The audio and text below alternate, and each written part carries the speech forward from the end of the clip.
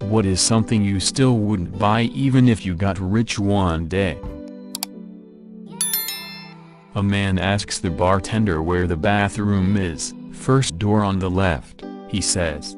The man is so drunk he takes the door on the right instead. He sees before him a beautiful golden toilet. He does his business and goes home. He returns the next day and asks the bartender about the golden toilet. The barman then exclaimed, "Oh, you must be the asshole who shit in my tuba." Yeah, but 99% of the castles/chateaux in France are basically manors, which is a more accurate definition of chateau despite the translation being castle. It's all very confusing. You have chateau equals manor, manor equals country house, fortress equals castle. Whenever I look at chateaux in France it's like mansions. I'm talking full unadulterated castle, like Arundel Castle in West Sussex or Devizes Castle in Wiltshire. If the Queen was willing to sell Windsor Castle in Berkshire would be mine, the more fortress-like the better. That isn't the whole picture. The Chateaux de la Loire are legit castles. You could fit several manors in them. There are really three types of chateau. One is the fortress type, designed to withstand sieges, with much cupolas and those narrow windows to shoot arrows from. Those tend to be older, 10th-14th century, and rather plain in appearance and construction with thick cast stone walls strong enough to stand up to trebuchets or cannons. Those are chateaux or fortresses.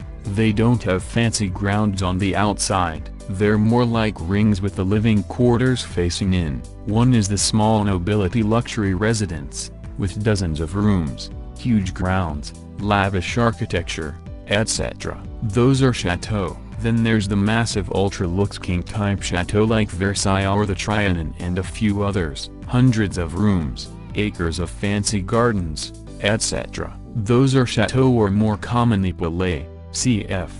palace. Versailles is called Chateau de Versailles or Palais de Versailles almost interchangeably, with a preference for chateau when you're referring to the building or the place and palais when you're thinking more about the inside, luxury, function, etc. I always wanted to describe the direction to my house as, drive down the local road, then you will see a small gravel drive with a mailbox. Turn onto that drive and go about 6 miles and you will be at my house in the center of my property. That would be greatly improved with, when you see the castle you are in the right place. I want to be rich enough to afford a house like that, but I want to fill it up. I have family in other countries. As they all get older I'd like to have like a personal nursing home for them, my parents, aunts, uncles, all living together as they get older.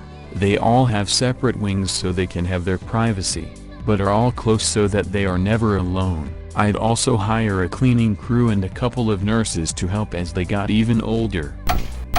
This is close to my dream. I'd like to have 10-15 acres of land where I can build a family compound over time, a main house for my immediate family that I could build an addition on, and a guest house or two for extended family. The remainder of the land would be a workshop, a large garden, a chicken coop, and lots of trees.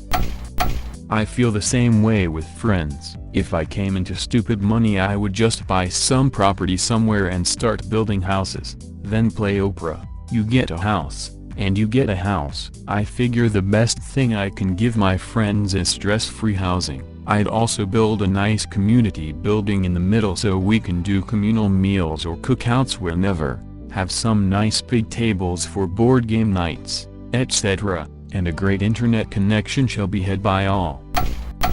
That's what my parents were going to do with the house we had. 2 years later parents divorced and a year later it was me and my dad on a big property with a completely empty house. And he traveled weekly so it was just me half the time. I wish it turned out how my mom thought it would. There's a town in Romania called Buscu where the locals struck it rich selling scrap metal, of all things, and lined the main street with gigantic mansions. Article with pictures. According to Stelliana, another wealthy Roma, most of these Roma live in one room of their mansions because they cannot afford to heat the whole place. We have to show that we have money. That's it, Steliana told Al Jazeera. A wealthy friend of mine signed up to an independent designer box. He had it for a year and received the same 3 chopping boards among some hits and misses. He cancelled his subscription when he received a porcelain dog stapler that had "Made in China" on the bottom. It was so tacky and impractical. He hated and I absolutely loved it. I left it in my old office as a gift for whoever replaced me. I actually really love Stitch Fix. I tend to buy stuff that doesn't fit me, and just generally don't know how to dress. My style is a graphic t-shirt and jeans. At one point that's literally the only clothes I had, so it's kind of been a blessing to have someone pick out stuff that fits and actually looks like something an adult would wear. There have definitely been some misses, but I've given lots of feedback, no prints, and I've gotten some great stuff.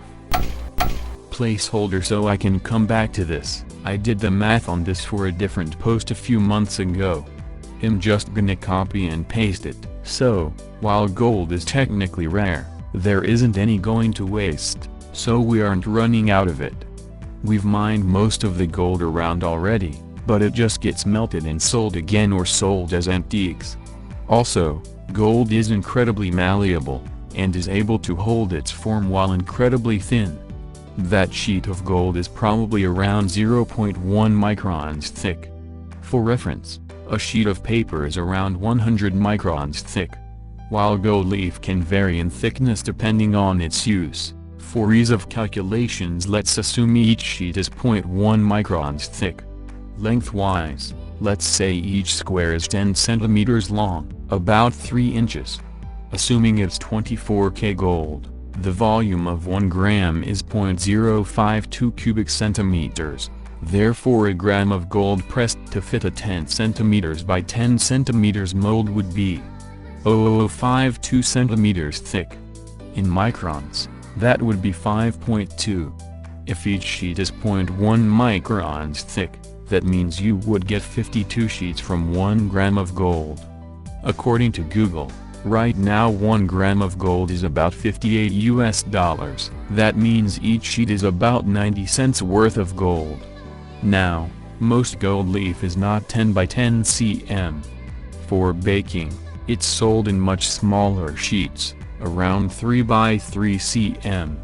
So the 10-pack of gold leaf on Amazon for $9 probably only contains about $1 worth of gold by weight. Side note, I remember doing this math, and it feels like it was just a few weeks ago, when actually it was like 7 months ago. Why do brains do this? My wife's parents said fuck it and bought a warranty extension for their fridge. A failure in the model became well known later that resulted in a massive amount of water spillage. The problem happened to my in-laws and destroyed thousands and thousands of dollars of hardwood floors. The warranty ended up covering the fridge replacement and the incidental damage associated. I'm unironically sick to death of the joke of I'll give awards to the person complaining about awards. That's certainly original and funny. I wholeheartedly refuse to spend a single cent on the most useless possible thing. Edit. To all the ones that awarded me, fuck you. My parents used to go with my grandfather to the parade of homes every year. Since my grandfather knew seemingly everyone within the home building and development industries, my mom to this day talks about how annoying it was that, while touring these new homes, my grandfather would point out things like skylights as being impossible to clean correctly, or unusual light fixtures as being tedious to dust or change bulbs on, or any of a number of things that might look striking but served little function. Apparently after my grandfather died, my parents went to the parade the next year ... and my dad took the mantle of pointing out these types of details. New houses tend to be designed to sell rather than live in. I believe this trend is epitomized by the towel rod in the master bathroom in my house. This rod is mounted about 7 above finished floor, above a countertop. The structure that the countertop is sitting on is a half wall, which the bathtub butts against. If I wanted to keep my towel there, I would have to climb wet and naked over the edge of the tub, and on top of the countertop to get to it. The contractor working on the reno of my brother's house has a thing about how all outlets should be hidden from view. He asks them where they're going to put the furniture, some of which they don't yet own, so that he can put the outlets behind it.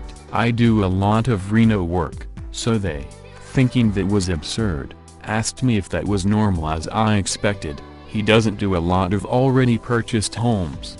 Can you imagine how frustrating it would be to have to reach behind your furniture every time you wanted to plug something in? Not to mention the fire hazard. Oi. Houses should be comfortable and home-like. No use of having some branded sofa if you can't sit and cry on it while getting chips everywhere on the bad nights. And actually that's how I see being wealthy. Having the minimum necessities of life as well as the few extra, simple luxuries without being guilty for having them. Edit. Usually don't edit and tell, but I see I got an award. Thanks for that to the person who gave it to me. I wanted to know, what does one do with it? As in, does Reddit give you anything in exchange for a kind stranger's money? My friend had a neighbor who had a second living room set up with white everything. No one was allowed to step into that room. All I could think is, what's the point of having all that in there if you can't use it? That mentality is also why my home doesn't have decorative towels in the bathroom. You know, my mom had a room like that, but now that I'm older I kind of get it. She was an immigrant that worked 3 jobs and it made her happy to finally have those pieces of furniture. I also love those really fancy handmade ceramic flatware that's become really popular, and I'm just about stable enough and financially able to afford them, but also thinking about having my first kid, so I just keep thinking about that one room I wasn't allowed in. It's for me to enjoy, and yeah, maybe I won't let my kid use the nice plates for a while. Worked for a cleaning company. One house we cleaned was immaculate. All we did was vacuum up the footprints from guys that came to check on the place, water plants, etc. House belonged to stinky rich people. They pretended to live here when they entertained fancy people. The home they actually lived in was disgusting, according to my boss. Apparently this is pretty common. Call around and ask for quotes. You'll need your house square feet number. They'll also need to know whether house is cluttered or not. Pro tips: don't try to make your house cleaner beforehand. Mop, dust, etc. We know when your stuff gets in our way. Less clutter equals easier for us to clean equals charge less. Put things away. Rather than trying to mop or dust, put items in drawers, cabinets, closets, etc. for a day. The less clutter there is, the easier it is for us to deep clean. Yes, we can clean up that, but A, we will charge more. B, less time spent getting it deep cleaned. Source: former maid. If I was ever rich enough to hire maids, I'd get storage boxes and really get stuff put away to the point it looks like a display home. This means I'd get my money's worth. TL Doctor. Don't try to dust or mop. Rather put away clutter if you want it to be cheaper. I own a cleaning service business in NY. Prices will depend greatly on your location and size of your home. Beds, baths, SQFT, then any extras you might want to add on. Fridge, oven, windows, etc. If you happen to be in NY, Long Island, I can set you up with that Reddit discount to try the service out. It's basically what Jay Leno does. You'll see him riding around in one of his old cars in LA. He keeps them nice and clean in a warehouse but actually uses them. There was a picture of a McLaren on some subreddit and most of the comments were about how nice it is to see it a little dirty and actually being driven around instead of packed away in a garage somewhere. That's what I worried about when I was younger. Then when I was graduating college I found a girl that I thought liked me, before I got rich. In hindsight, the fact that she was leaving a guy more than twice her age to date me who had nothing going for him besides money should have been a hint that she had issues. That said, if you actually analyze your relationship closely, there are always going to be hints. Birkin or Kelly bag from Hermes. I like the brand, and own some scarves and jewelry. But being on a wait list and having to buy a number of other items while trying to curry favor with a sales associate and earn the opportunity to spend 15,000 plus on a handbag. NFW, I don't even like either style regardless of the surrounding nonsense. Never understood why anyone would fucking bother. The resale on them is insane. Even if you just keep it in a closet and never use it, chances are it will appreciate, especially if it's a limited run or special edition. We're taking hundreds of thousands of dollars. It's actually a real problem for luxury brands and models like the Birkin because Hermes is only capturing a fraction of the value from the first sale. https://www.wallstreetjournal.com/articles/got a Birkin bag to sell. That's a problem for Hermes. 11,582,885,805. My wife did an internship with a very wealthy woman in Paris. Apparently, one of the ways to show off wealth is to undo the first sleeve button on your sports jacket, because cheap jackets only have decorative buttons, but the really expensive ones have functional buttons. Edit. And apparently handcrafted, wooden buttons are also a telltale sign. It's a subtle thing that lets the wealthy know that you're one of them. Apparently there's all sorts of these things and they all act as an unspoken code that the rich can use to identify their equals. Edit. Lots of people have asked, but I don't know any others. The only reason my wife found this particular one out was because she splurged and got a nice sports jacket to wear to an event. Her boss, a total snob, told her to unbutton one of the buttons so people would know it was nice. My wife asked her if that was a thing and the boss explained it was, and that there were lots of little things like that, but she didn't share any others. I would also love to know what the other tells are, but alas. Often what you're paying for is a cut and fit that is more carefully designed to a human body, and also better materials, better craftsmanship than mass production. The real game changer is tailoring though. The reason celebrities and rich people always look more put together than the average Joe is largely because everything they're wearing has been tailored to their measurements, from casual t-shirts, jeans and flannel shirts up through tuxes and ball gowns. My grandparents had one they bought in the 1970s. It's a 6-story private little hotel right on the beach. I guess back then, it was better to do timeshares instead of needing a travel agent to arrange everything for you, which makes sense if you want to vacation in the same place all the time to go golfing. But I will not be taking over the timeshare.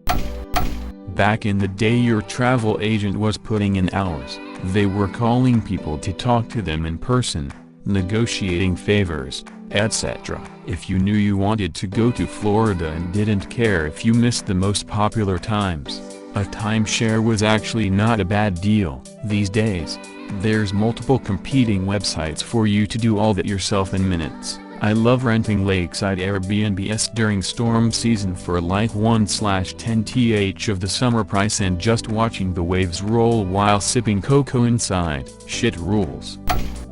A man asks the bartender where the bathroom is. First door on the left, he says. The man is so drunk he takes the door on the right instead. He sees before him a beautiful golden toilet. He does his business and goes home. He returns the next day and asks the bartender about the golden toilet. The barman then exclaimed, "Oh, you must be the asshole who shit in my tuba." Yeah, but 99% of the castles/chateaux in France are basically manors, which is a more accurate definition of chateau despite the translation being castle. It's all very confusing. You have chateau equals manor, manor equals country house, fortress equals castle. Whenever I look at chateaux in France it's like mansions. I'm talking full unadulterated castle, like Arundel Castle in West Sussex or Devizes Castle in Wiltshire. If the Queen was willing to sell Windsor Castle in Berkshire would be mine. The more fortress-like the better.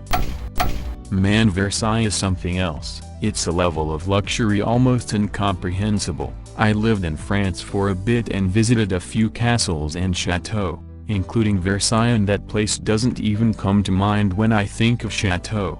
It's on a whole other level, miles above the luxury that a lot of very luxurious places have. No wonder the people wanted to chop off their heads. Oh.